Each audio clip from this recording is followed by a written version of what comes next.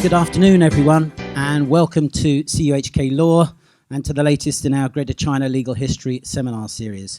Today we've got a great seminar for you. Our speaker is our colleague from the History Department at the Chinese University of Hong Kong, Stuart McManus. Today, Stuart will be talking to you about law and slavery in the South China Sea, so please join with me in welcoming Stuart today. Thank you. So thank you so much for the very kind introduction, and thank you, of course, to you all for coming.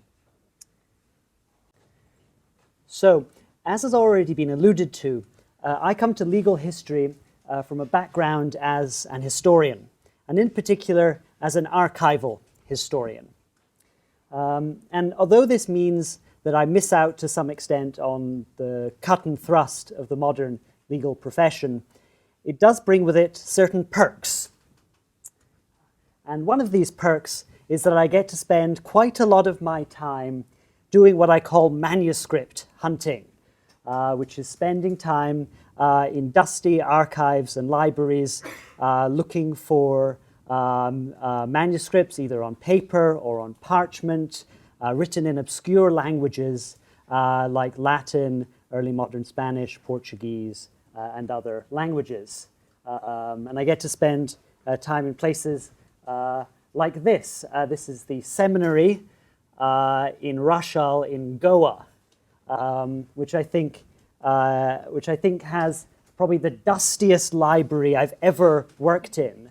I'm still trying to dig the dust out of my keyboard to this day, having worked there. I was there a few years ago, but this summer I was lucky enough to go to Rome, again, manuscript hunting. And I had the pleasure of visiting this library. This is the Biblioteca Casanatense, founded in the 18th century and containing really significant manuscript material related to early East-West relations, especially within the context of missionaries. And it was during this trip to Rome that I came across something that I didn't know about, and in fact that most people don't know about. This is a unique and unstudied manuscript in the National Library, the Biblioteca Nazionale, in Rome, entitled, as you might just be able to make out, India Christiana, or Christian Asia in Latin. This is turns out, a 1645 collection of solutions to legal and moral problems, written by a Jesuit named Sebastião de Amaya from Portugal. And this is what I want to talk to you about today. However, before I get into its contents, I want to talk just a little bit about its frontispiece, its title page, in other words, because it tells us a little bit about this really unusual and interesting document in early modern legal history. So the first thing probably what will strike you is this wonderful elephant. I call it the jet-lagged elephant. It seems kind of pleased to be here, but doesn't quite know where it is. The elephant being, of course, the archetypal Asian animal for Europeans in the 17th century. You might also just be able to see these two objects. This is, it says in Latin, a margarita. It's nothing to do with pizza. This is just the Latin word for a pearl.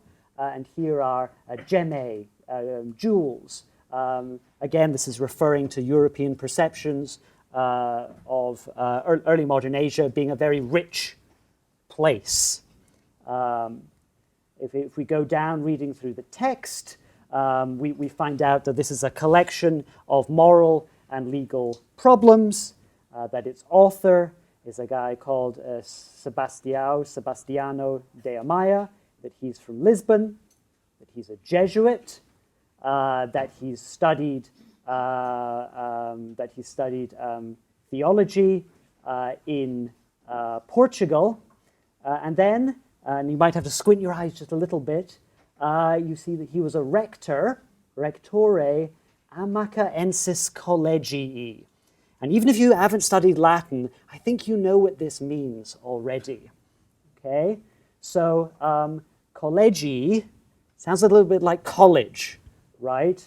But amacaensis, ama, auman, right? He was the rector of the college in Macau. So this is a text written by someone who spent significant time in Asia, very close to where we are. And so this particular text in legal history has the potential to be very enlightening, uniquely enlightening perhaps, about the history of law in the South China Sea area. I've also zoomed into another bit of the title page, which gives you just a hint of what's coming up. These are an image of a Chinese literatus, a Mandarin, a scholar official on the left, and then on the right of an Indian Brahmin, so a member of the learned priestly caste in India, which is sort of pointing the direction to the fact that there's significant legal traditions we will discover that the Europeans end up interacting with in both of these regions. Okay, so just to kind of sum up what I've said, this manuscript is tremendously interesting, not only because it has a beautiful frontispiece with probably my favorite elephant, not only because it's unique and unstudied, but also because it's one of the first examples of international and comparative law from Asia, and so challenges the standard story you might have read in some of your textbooks. Just to remind ourselves quickly of what this kind of textbook story looks like. And on the international law side, the standard story is that before 1800, there's relatively speaking little international law. What did exist was what we call natural law theories and the law of nations. And this was produced in Europe in relative ignorance of the legal realities in non-European jurisdictions. The names here, just to name a couple, are Hugo Grotius and Francisco de Vitoria. On the comparative law side, the standard kind of story is that before 1800, there's almost no comparative law at all. What did exist were theoretical statements on how to compare legal systems. That's what we get from Montesquieu, Leibniz. And then we have localized comparisons, small-scale little comparisons, mostly between England and France, with the English saying that their system's much better, and the French obviously saying that theirs is much better, as you would expect. Okay? But India Christiana, this new manuscript, suggests a slightly different story. Okay?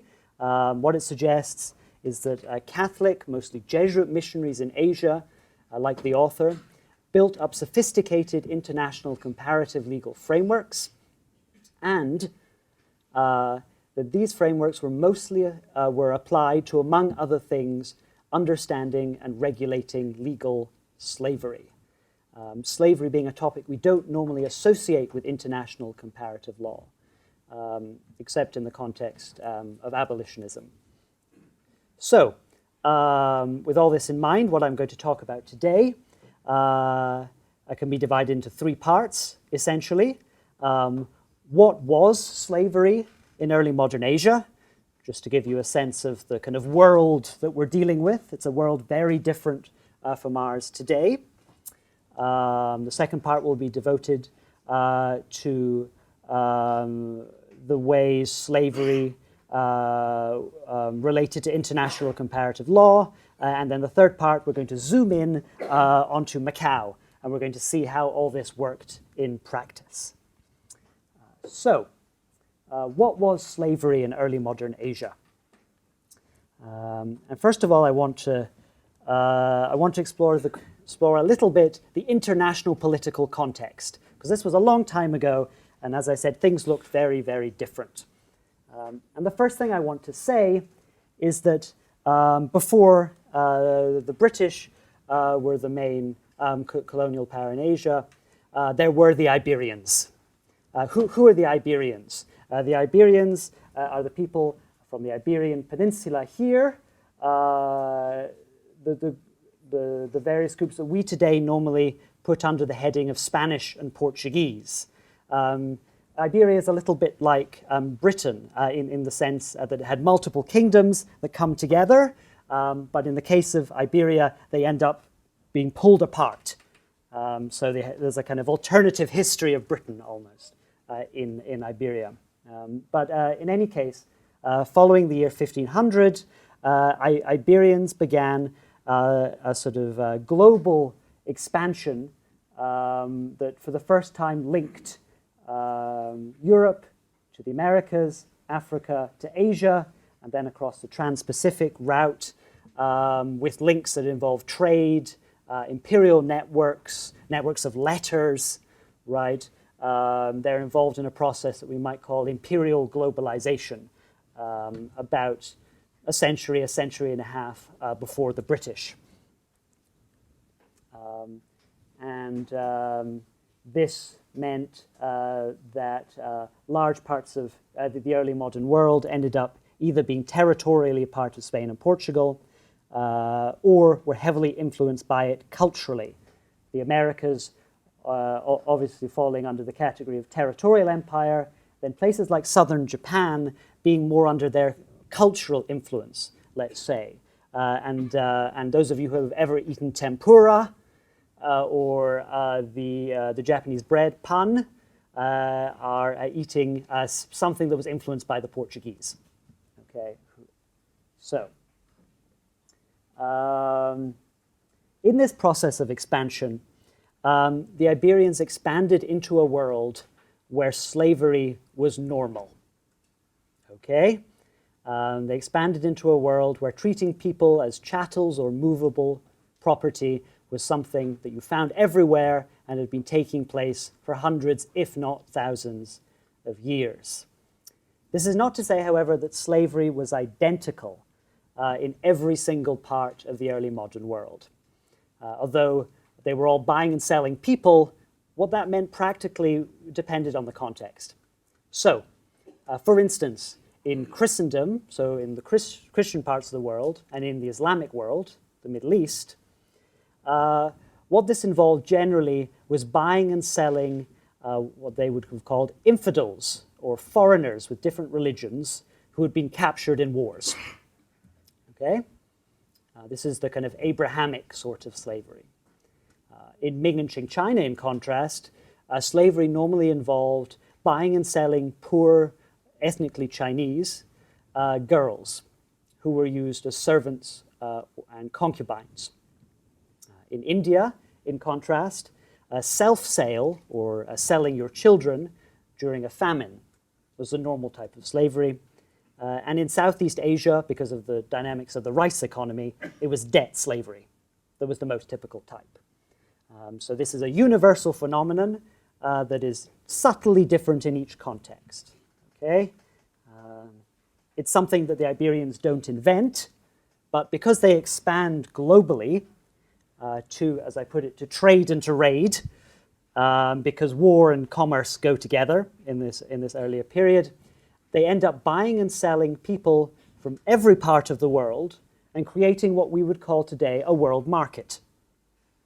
Okay, they integrate the different systems and thereby expand both supply and demand. Okay, so this is the effect of what they're doing. And just to give you a little bit of a sense of what this looked like in practice, this is an image of the marketplace in Goa, in Portuguese India, on the straight street, Rua Direita.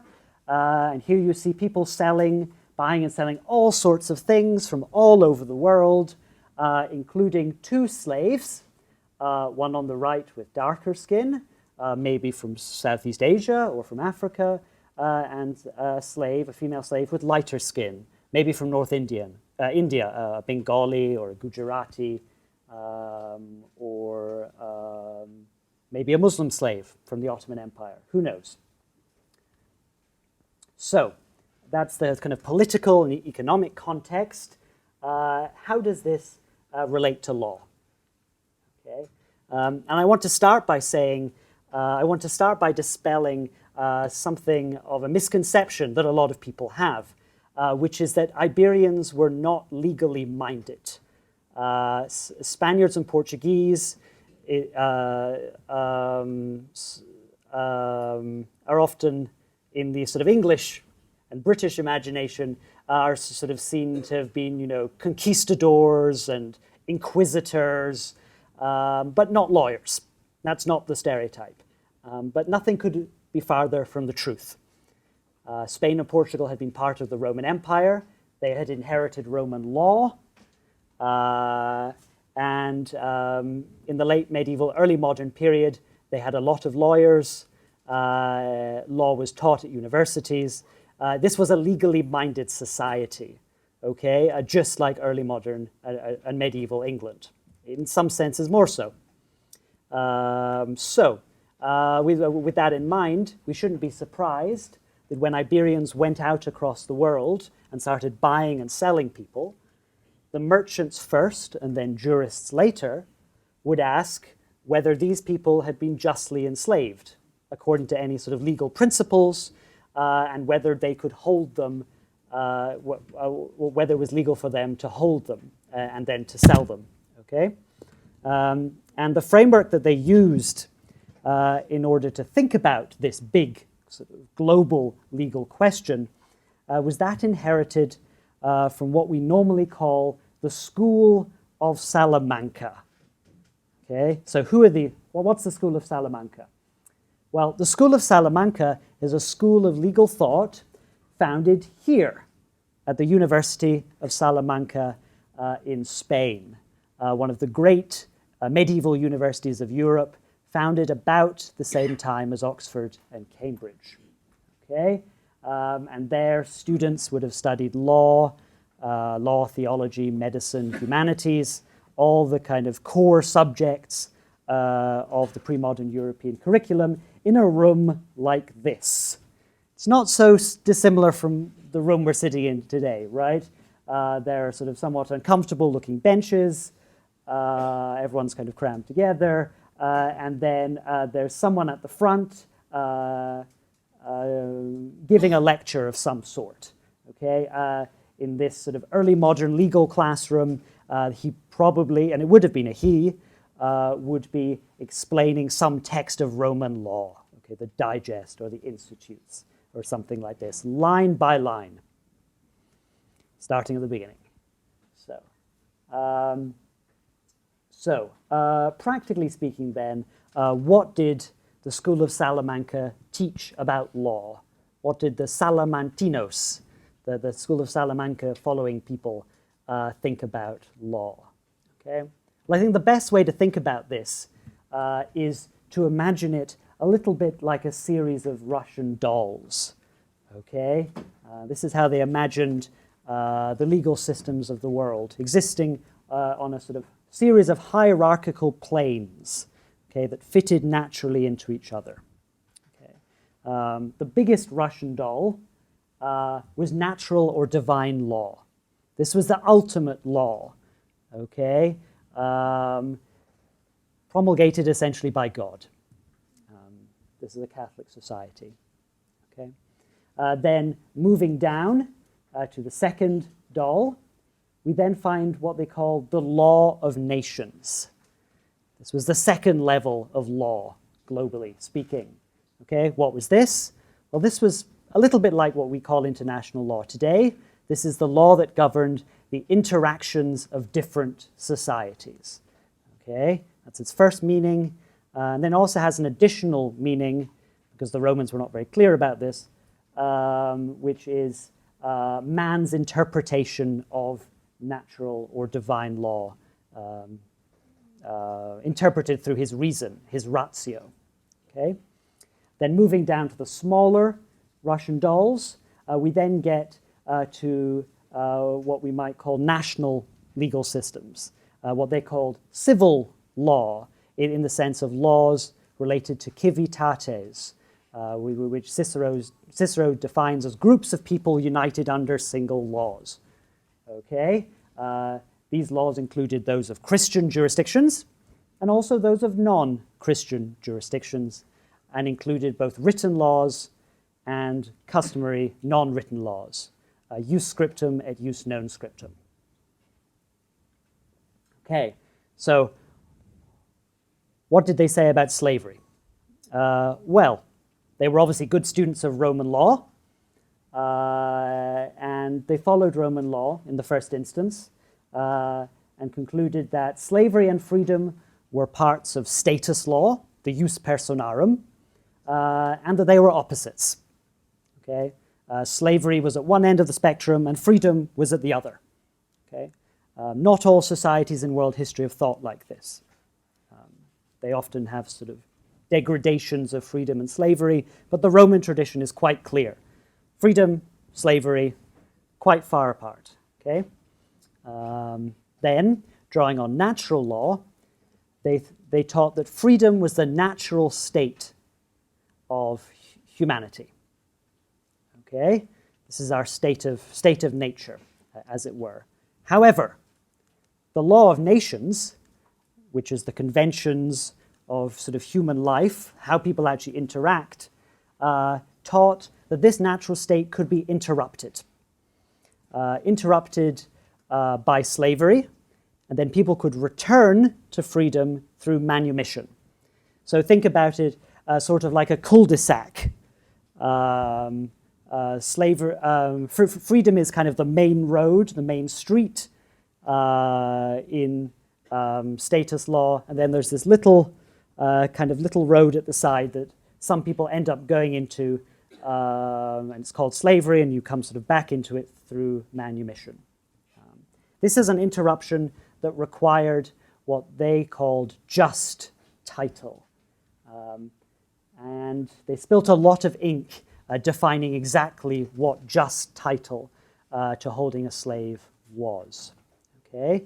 And they thought this was part of the law of nations. They looked at how different societies worked, and they said, this seems to be the general rule among societies.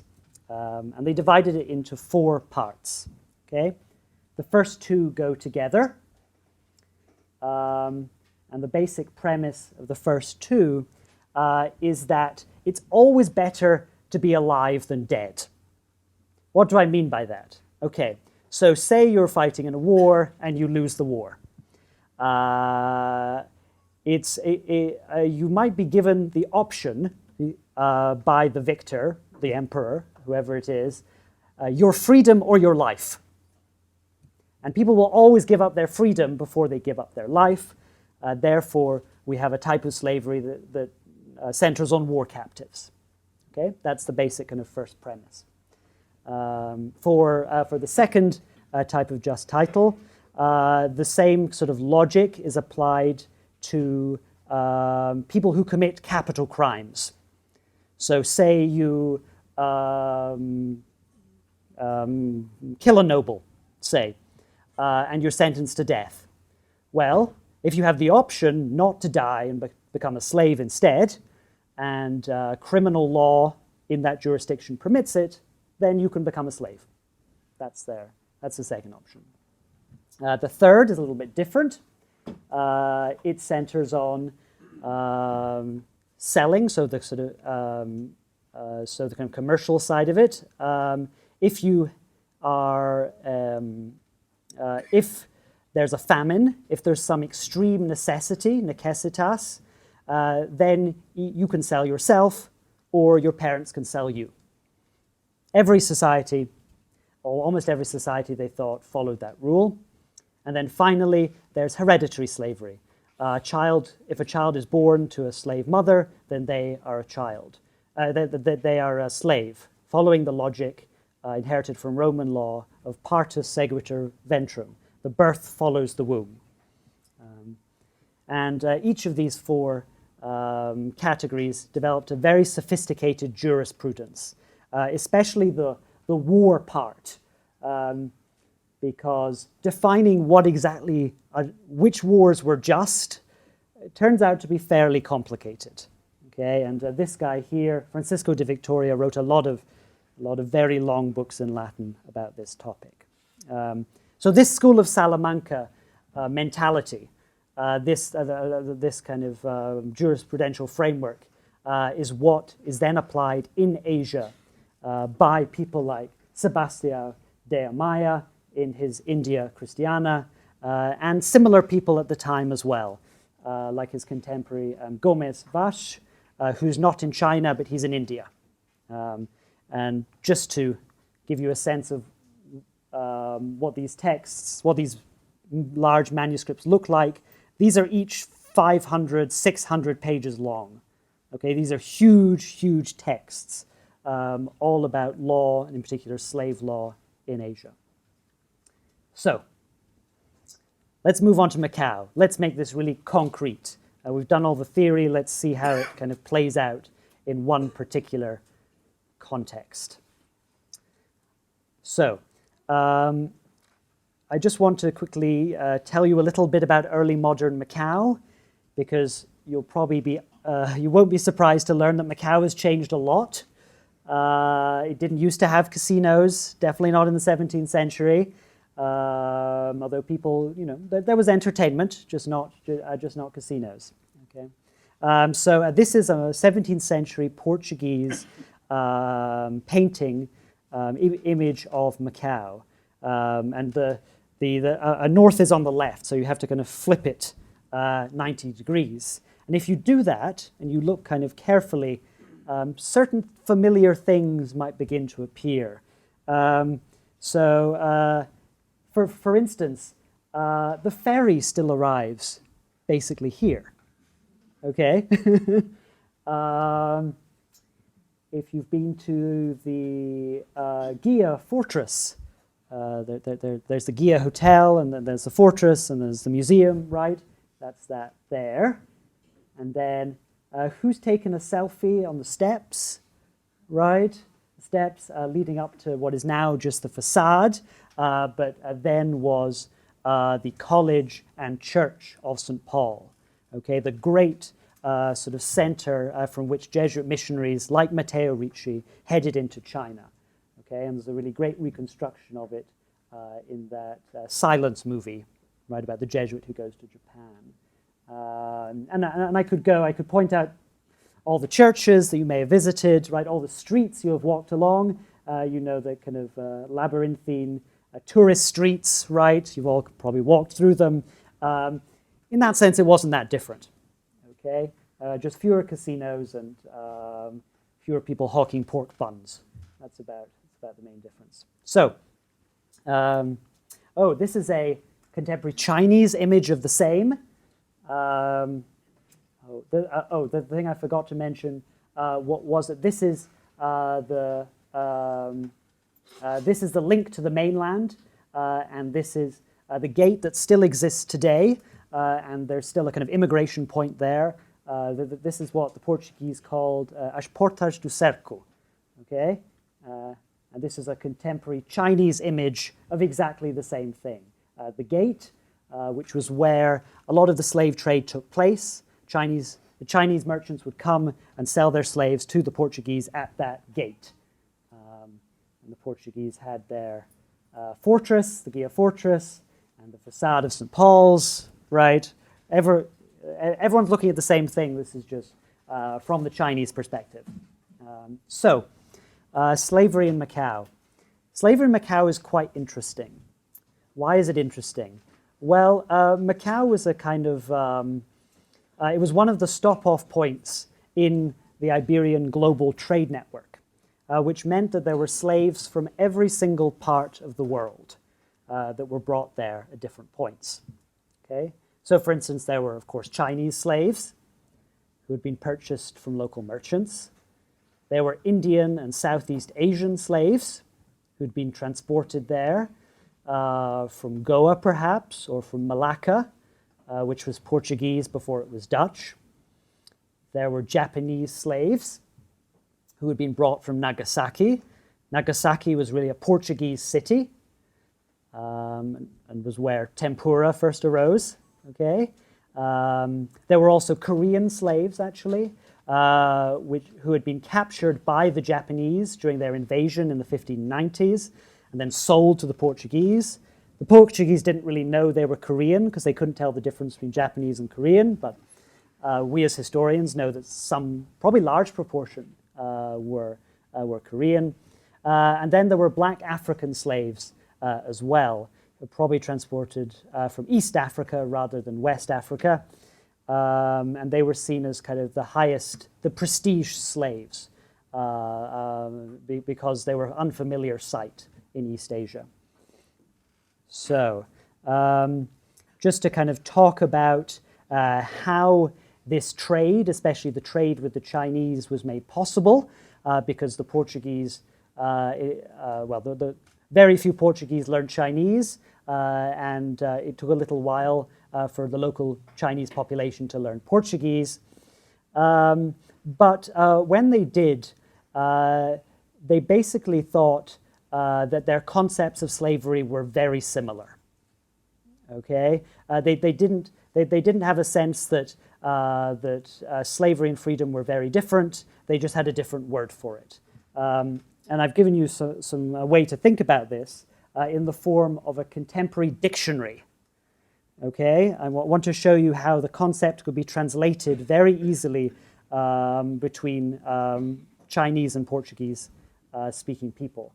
So this is Matteo Ricci's dictionary that he made before he went into China. And I've given you the entry under slave. You might just be able to make out escrava, escravo. This is the Portuguese. The Spanish is a little closer to English. Esclavo, is it esclavo? Esclava, that's the English word slave. Okay, that's the first column. Then we have, it's not pinyin, but it's something close. Right, nu, pi. So I guess it's a slightly more kind of Cantonese kind of sound. And then we have written in a column as opposed to left to right, the Chinese characters, nubi, and then yatou. Okay, the first being what we might translate as bondservant or slave, and then the second being a very particular Chinese term, meaning serving girl, slave girl, household drudge, kind of the bottom rung of the household ladder, essentially. And so when the Portuguese came to buy escravos, slaves, the Chinese bought them nubi and yatou. And so it worked. I'll just point out that first character, the ya, was sometimes tattooed onto the faces of slaves. This is an image from the Yuan dynasty. And here we have probably a Southeast Asian slave who has that slave character tattooed on their face. This is an image of Southeast Asian slaves, probably from Timor, carrying their Portuguese master. This is from a Chinese Difangja and gazetteer. This is a Chinese image of an African slave, or a male and a female, produced in the Qing dynasty, and an explanation in Chinese. And also, you might not quite be able to see, but that's in Manchu, so the kind of the other script used in the Qing court.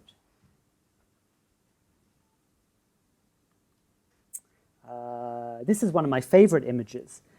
This is the Portuguese Care Act, the big ship docking in Nagasaki. These are the ships that transported silver, gunpowder, all sorts of different things to Nagasaki, as well as slaves, Japanese and Korean. And here we see it arriving in Nagasaki in a 17th century Japanese folding screen, a byombu, one of those folding screens to divide rooms. And if we zoom in, we also see something interesting, which is some African slaves dressed probably in damask, because they were sort of seen as prestige slaves, helping carrying the things off the ship. And we have various Japanese accounts of being amazed at seeing black Africans for the first time brought by the Portuguese. So, what did Deamaya say about this slave system that existed in Macau? Okay. Well, he first of all turned to the law of nations, and he measured Chinese slavery, as I'm going to talk about, against that. Okay. And he went down the list of the different ways that people had been enslaved in China and then sold to the Portuguese, and assessed whether they fitted into his system, right? Whether they fitted with the second of the two Russian dolls, the law of nations. He looks at kidnapping by Chinese slave traders, which was common in southern China, and he says this is not on. Okay, that doesn't fit with the law of nations. This doesn't result in just title. He then talks about debt slavery, and he dismisses this, although not for the reason you might expect. He dismisses this because lending money on interest, usury, is a sin, and therefore does not result in the transfer, it doesn't result in ownership, dominion, okay? And therefore that's not on either. Penal servitude, so being sentenced to slavery by the state, that's okay in China, but you can't sell them. They have to stay slaves of the state working in salt mines or something in North China.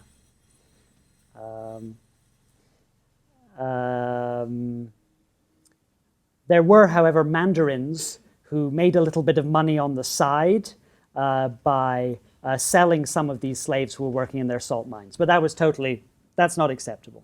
Okay? People who were captured by pirates, normally Japanese pirates, so-called the Waku pirates, the dwarf pirates, nope, that's not acceptable either. The only one that fits with the law of nations is people selling themselves or their children into slavery during famines, provided, of course, that it meets two criteria. The contract is valid, and if you're interested in the history of contract law, there are many, many manuscripts about trading in, cinnamon and slaves and all sorts of different things that were traded in Asia, in archives in Rome and in Portugal and different places. So the contract had to be valid, and the necessity test had to be met. So there had to be a famine or some sort of emergency of some sort. Okay. He then goes down to the final, the sort of smallest doll of the Russian dolls, and he looks at Chinese civil law based on his understanding of it. Okay, so he's in Macau, but he's obviously he's in contact with other missionaries. He's trying to read as much as he can. He's trying to do a comparative and international law, although, from in a much more kind of primitive world without Google, right? Research is really hard without Google, it turns out.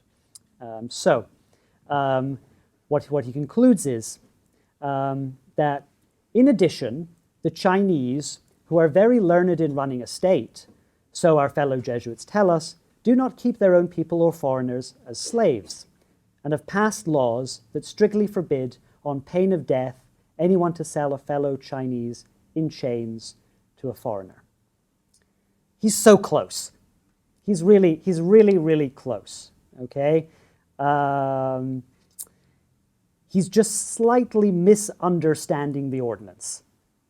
And we have a copy of the ordinance, so we can actually, we can be quite sure. So I'll just read you the ordinance, and then we'll see where he's kind of understanding or misunderstanding. In English, human trafficking is banned. Goes on to explain, old and new foreign barbarian traders are not allowed to purchase sons and daughters of any Chinese. If found, they will be charged and punished. So to say that the Chinese do not keep slaves is not really what it's saying. It's saying that trading with foreigners, trading is banned, and in particular trading with foreigners. I think this might in fact be a purposeful misinterpretation because the Jesuits were very keen to present to the Europeans back in Europe China as an ideal state because then they would get more money to go and convert it.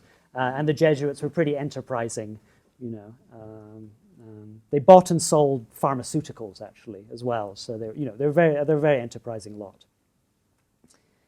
So it's also worth bearing in mind why Chinese civil law was important in Macau. And this might be sort of surprising to an extent because the status of Macau in this very early period was not what it would later become. Okay?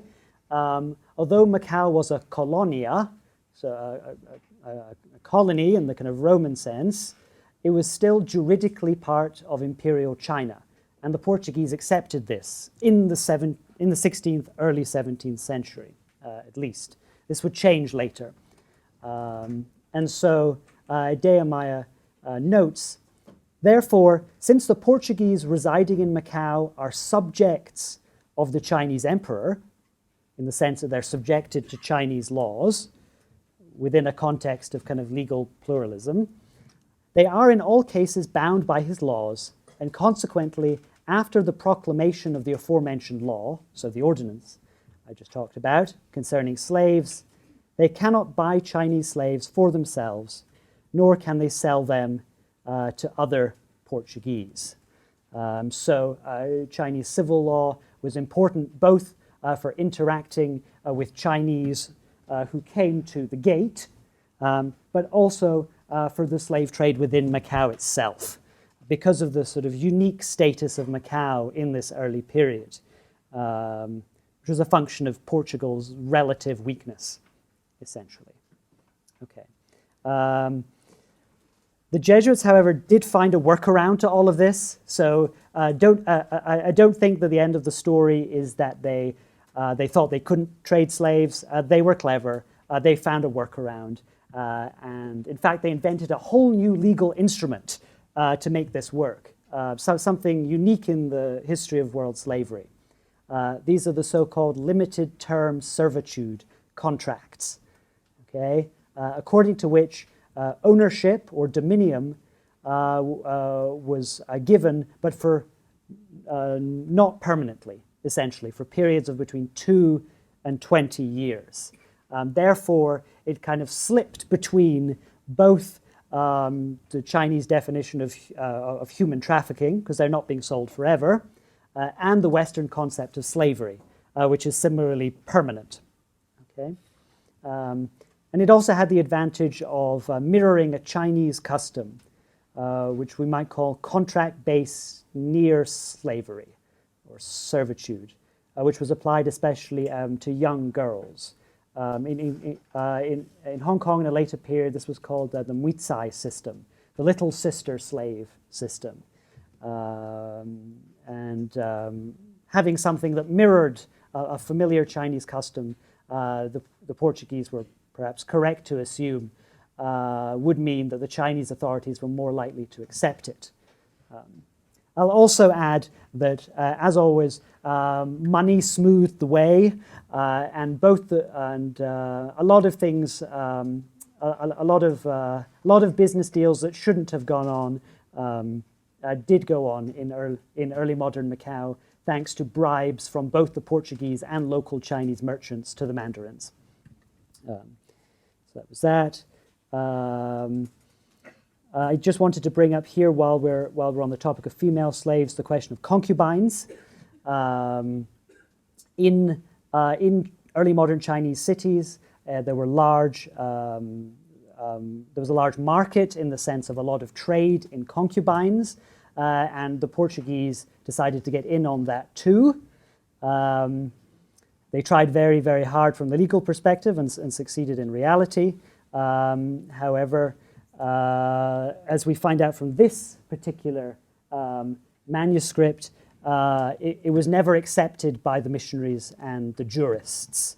Although pagan Roman law had accepted the concept of concubines, Christian law did not. This particular Jesuit spends several pages trying to find all the possible ways it might just work. His text is in Latin, and he has all these footnotes in Chinese. You might just be able to see the concubine chia right there. And he's like, maybe it's a type of secondary wife. Would that work? No. Is it some sort of other relationship? No. And in the end, he's forced to conclude that it's not acceptable according to his framework. I'll just sort of finish off by saying that all the things I've spoken about today cast a very, very long shadow, even after the Iberians ceased to be a world power. This is because the trade in human trafficking and especially the trade in young girls continues in South China, both before and after the arrival of the British. And so the British also grapple with exactly these same sort of questions, especially in the 1920s, where there's a big debate, as many of you will know, about the so-called Muay Thai. This is a debate that's both in Hong Kong and extends to Britain, where the Archbishop of Canterbury weighs in on the debate. Books are published, and there's a kind of back and forth between the British elites and the Chinese, who some of the Chinese elites are unwilling to ban this, have this system banned, because they don't want their servants taken away from them. In the end, our good friend Winston Churchill intervenes. He speaks in the House of Commons on the topic in 1922. He writes later, "No compulsion of any kind will be allowed to prevent these persons from quitting their employment at any time they like." So he sees it in terms of kind of employment laws as opposed to status law, as the early modern Iberians do.